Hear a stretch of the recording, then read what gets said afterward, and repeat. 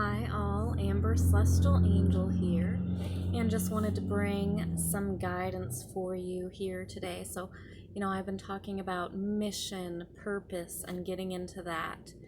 And I also want to speak on the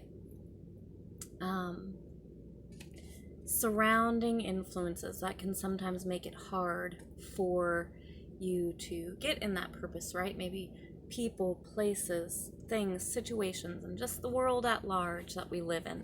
So I wanted to read a couple little things here from my book, and it's my angel book. It goes by dates, and I'm actually doing yesterday's and tomorrow's here because I feel they're kind of connected. So this one is focus.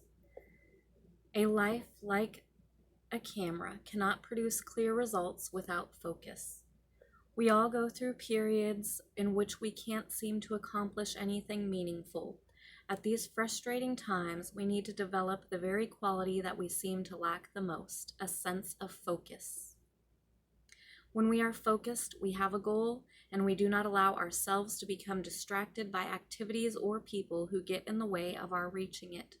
We have properly prioritized our time and energy, and no matter what obstacles or discouragements we may encounter, our goal remains in focus. How does one become focused? The angels suggest that we begin with the little things.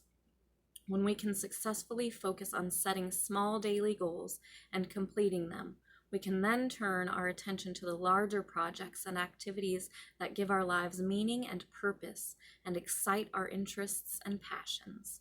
Because the angels love to see us court life with the ardor of the lover for the beloved, they can help us pursue what gives us joy and enhances our lives and the lives of others. And the angelic reflection, I am focused on my bliss and my purpose. So taking things small steps at a time and having that bigger picture, that bigger goal, as I've been speaking of getting on your mission, your purpose, leveling up, higher and higher. And so we start with the small things, but have our bigger view in mind also as we do that. And then I want to read this one, Upside Down World. So, with all the things going on, it can seem like, how do I get there? There's all these obstacles, or people, or the place you may be in, your situation. So questioning how. But it's really pretty simple. You just, like that last one said, focus on your bliss and your purpose. Clear out the obstacles, clear out the mind, and focus. And meditation helps with this as well. And going within, in that space and place within yourself, to remember who you are, remember your childlike innocence, yes, and they're just bringing this through, remembering that, seeing things, what you've always loved to do. And I love to say it like this, what sings to your soul. So, upside down world. The world may not be sane, but there is an order to the disorder. A certain 19th century eccentric, having decided that the world was upside down, stipulated in his will that he be buried on his head, so that in death he would have the satisfaction of at last being right side up. While most of us would not go quite as far as this man to make a point, we probably secretly applaud his audacity, for who among us hasn't found the world to be, on more than one occasion, a Mad Hatter's tea party? There is too much that doesn't make sense, too many injustices, too many acts of random violence, too many laxative commercials, and too many free ways to let us believe for one moment that this is the way it's supposed to be. The angels know that while the world is no Garden of Eden, we don't all have to walk around on our heads in order to be right side up. We can still maintain our serenity, our spirituality, and our sanity by remembering that for every act of madness, there is always a corresponding act of beauty. In fact, as long as we're consigned to earthly duty, that's our job. to be anchors of sensibility, oases of joy, guideposts of hope in an imperfect paradise. This angelic reflection, I make the most of the world as it is.